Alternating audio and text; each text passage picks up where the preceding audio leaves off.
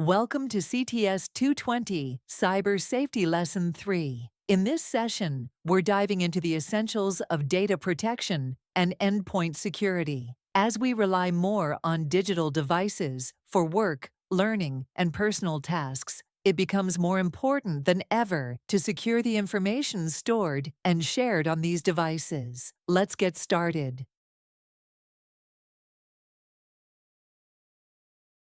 Before we jump in, let's pause for a moment. How familiar are you with data protection tools and endpoint security? If you're not sure, don't worry. We'll walk through it together, step by step.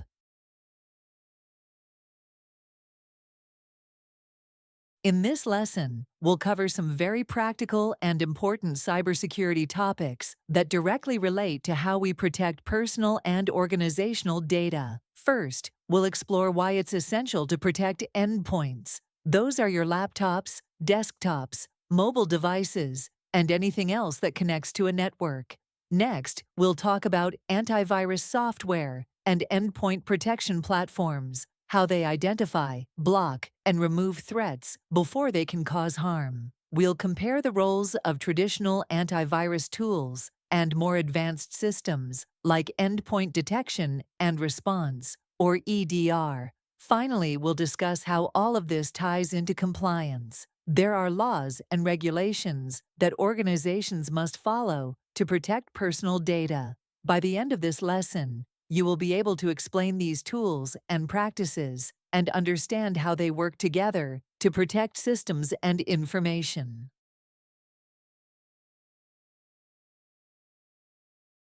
Let's start with the basics, your user account. If a hacker can break into your account, they can do a lot of damage, steal files, install malware, or even access other systems. That's why it's so important to use strong passwords and limit access to what each person actually needs. Think of it like locking your front door. You wouldn't leave it wide open, right? Passwords are like the keys to your digital life. A strong password should be long, at least 12 characters, and include a mix of letters, numbers, and symbols. Avoid using common words or personal details like your pet's name. Better yet, create a passphrase that's more secure and memorable. And never use the same password on more than one site.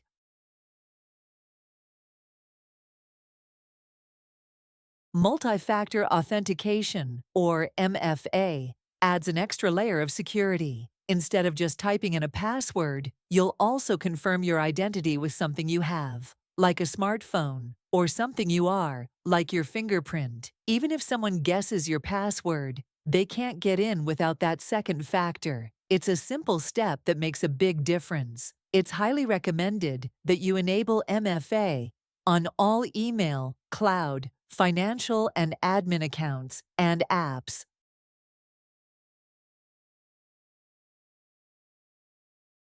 Let's go over some key practices that can dramatically improve your account security. First, always use a password manager. These tools generate and store complex passwords, so you don't have to remember them all. Next, make sure your system is set to auto-lock after several failed login attempts. This helps prevent brute force attacks where hackers try dozens or hundreds of password guesses. Enable account alerts wherever possible. These notifications can let you know when someone tries to log into your account from an unusual location or device. That early warning can help you stop a breach before it causes damage. Also, review audit logs or login records periodically, especially on administrative or sensitive accounts. These logs can show signs of suspicious activity, like logins from unknown IP addresses or repeated failed attempts. Finally, never reuse passwords. If one account is compromised,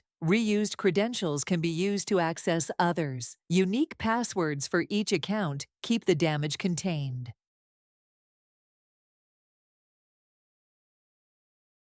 When it comes to using shared computers or networked devices, whether you're at home or at work, File and resource sharing is often necessary, but if you're not careful, you could accidentally give access to people who shouldn't have it. That's why understanding how to properly secure and share resources in Windows is so important.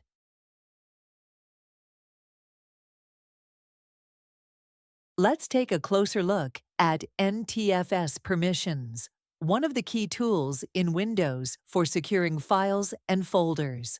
NTFS stands for New Technology File System, and it's what Windows uses to manage access to data stored on your hard drive. Think of NTFS permissions like assigning roles to people. You can decide who gets to just look at a file, who can edit it, who can delete it, and who has total control. For example, a student might only need to view documents, while an instructor might need to edit and upload files. An IT admin would probably need full control so they can fix things when necessary.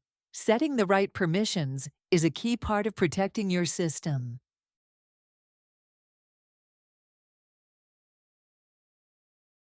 There are several types of permissions. Read allows users to view content. Write lets them make changes. Modify gives them more flexibility, including deleting files. And full control allows all of the above, plus the ability to change permission settings themselves. For example, a guest user might only need to view files, while an administrator needs full access. You can assign these settings to individual users or to groups, depending on the situation.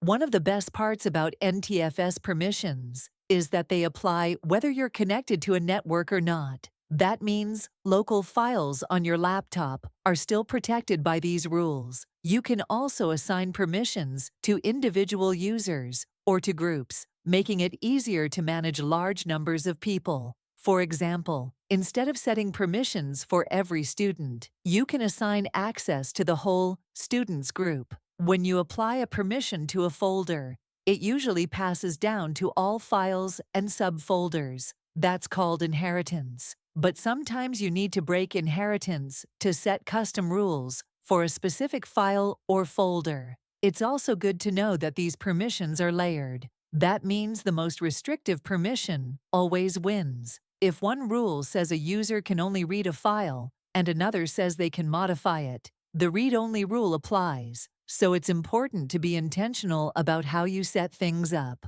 Ultimately, NTFS permissions are your front line for protecting data stored on Windows systems.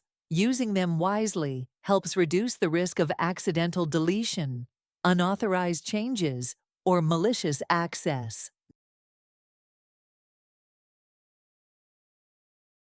Now that we've covered what NTFS permissions are and why they matter, let's go a step further and talk about the difference between NTFS and share permissions. These can really impact how securely your files are managed. NTFS permissions apply directly to the files and folders stored on your hard drive, and they work whether someone is accessing the file locally or over the network. Share permissions, on the other hand, only apply when a file or folder is being accessed over the network, like when a classmate opens a shared folder from another computer. Here's the key thing to remember. When both NTFS and share permissions are in place, the most restrictive one always takes priority. So if NTFS says you can read and write, but share permissions say read only, you'll only be able to read.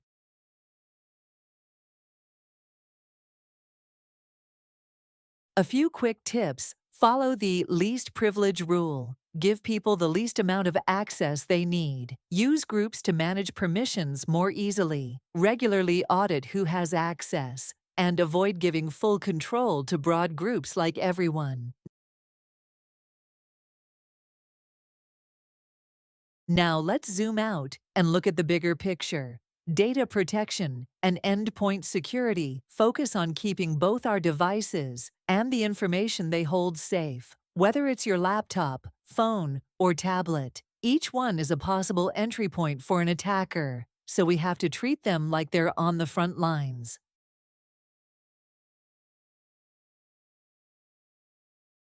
Endpoint security helps protect three key things: confidentiality, so your data stays private; integrity, so it doesn't get changed without your knowledge; and availability, so systems stay online and usable. With more people working remotely and the increase in mobile device usage, securing devices is more important than ever. Endpoints are just devices that connect to a network. That includes desktops, laptops, smartphones, tablets, and even Internet of Things devices like smart printers or thermostats. If it connects to the internet or your company's network, it's an endpoint, and it needs protection. Endpoints are constantly under attack. Threats include malware, ransomware, phishing links, keyloggers that record your keystrokes, and privilege escalation, where an attacker gains more access than they should. Each one of these can have serious consequences if not stopped. Antivirus software scans your system for known threats. More advanced tools, called endpoint protection platforms, do even more. They can control what apps run, block USBs, and enforce security settings. These tools help stop threats before they cause damage.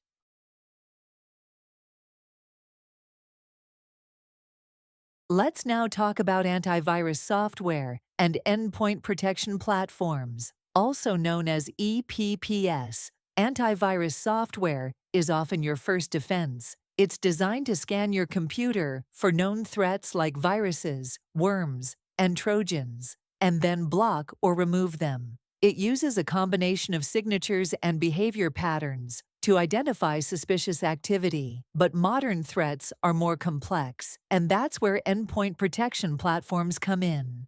EPPs go beyond traditional antivirus. They include tools like firewalls, intrusion prevention systems, device control to block USB access, and application control. This layered protection is especially important in larger environments like schools or workplaces.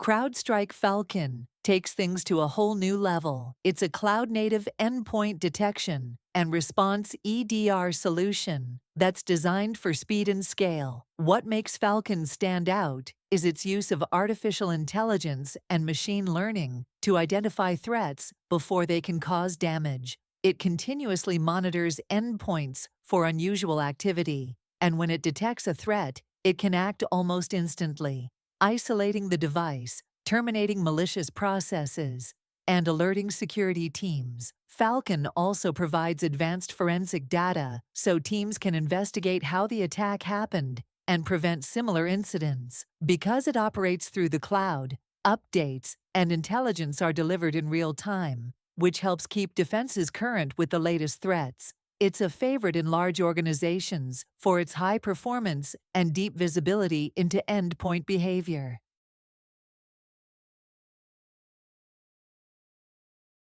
EPPs also help you enforce security baselines. These are preset configurations that ensure every computer in your organization follows the same security rules. Things like disabling unused ports or requiring strong authentication.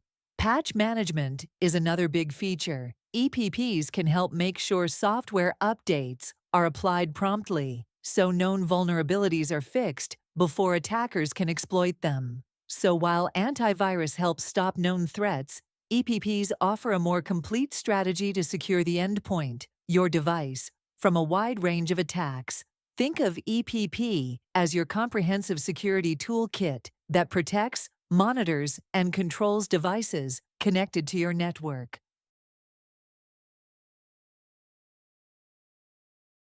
Let's take a moment to break down what encryption really is. Imagine writing a message that anyone could read. Now imagine scrambling that message into something that looks like complete gibberish unless you have a special key to decode it. That's basically what encryption does. It takes plain, readable data, called plain text, and turns it into something unreadable, called ciphertext. And the only way to turn it back into the original message is with the correct decryption key. Now, this isn't just a fun trick. Encryption uses some pretty serious math called cryptographic algorithms. You may have heard of AES 256 or RSA. These are two of the most trusted methods out there. They're used by everyone from banks to hospitals to government agencies to keep data safe.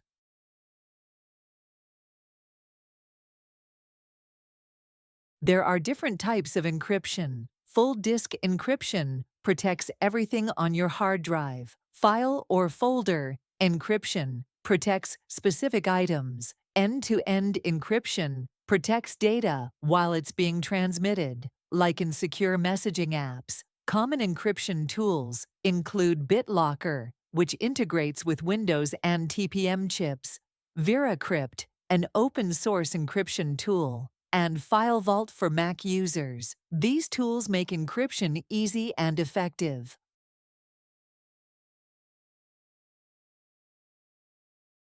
Let's look at BitLocker in action. Picture this: an HR laptop with sensitive employee data is lost. If it's protected with BitLocker, the data is unreadable without the key. That's why it's so important to use encryption on mobile and high-risk devices. Best practices for encryption include encrypting all portable devices. Store your recovery keys in a secure place, like Active Directory. Use strong passwords or passphrases, and combine encryption with authentication methods like MFA or biometrics.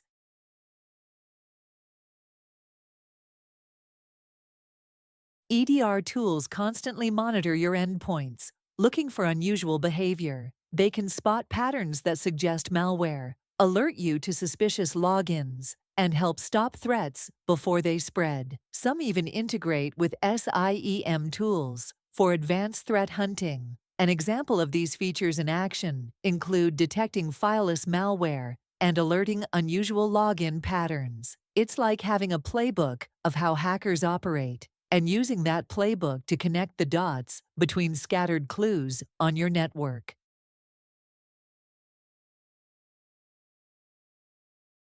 Top EDR solutions include Microsoft Defender for Endpoint, Sentinel-1 with AI-based detection, Carbon Black for fileless attacks, and Cisco Secure Endpoint, which connects with threat intelligence services. These tools are used by companies to stay one step ahead of cyber attackers. Each of these tools is built with a different focus, whether it's integration, automation, behavior analysis, or global threat intelligence. Picking the best EDR tool really comes down to what the organization already has in place, how likely they are to be targeted, and how prepared they are to handle security threats.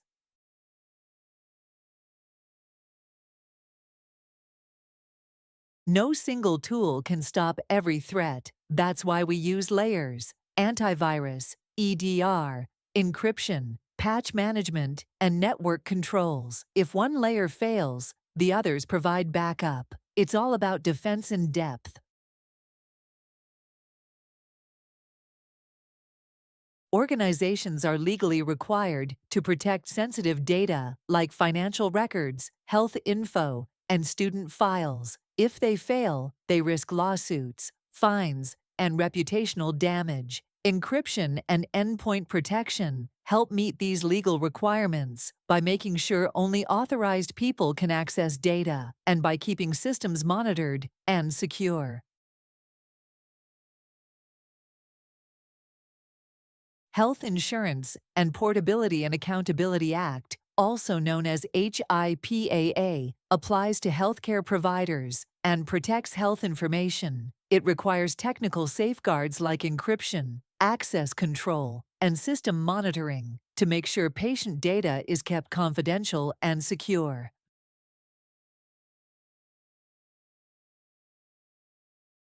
Family Educational Rights and Privacy Act, also known as FERPA, protects student education records. Schools must limit access to authorized users and use safeguards to prevent unauthorized disclosure. That includes using encryption and secure login methods.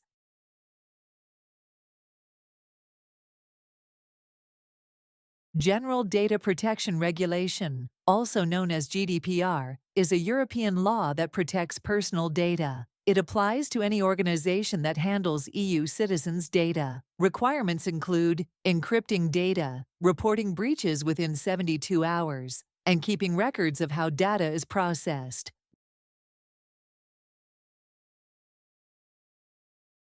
Gramm-Leach-Bliley Act, also known as GLBA, protects the financial data of customers. It applies to banks, credit unions, and other financial institutions. These organizations must create a security program, secure data transmissions, and control access to sensitive information.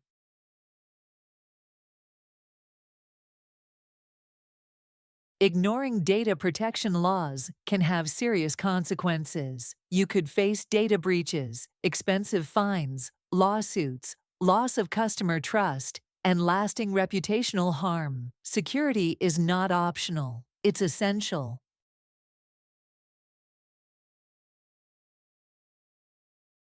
Now that we've covered a lot of ground, take a moment to reflect on what you've learned.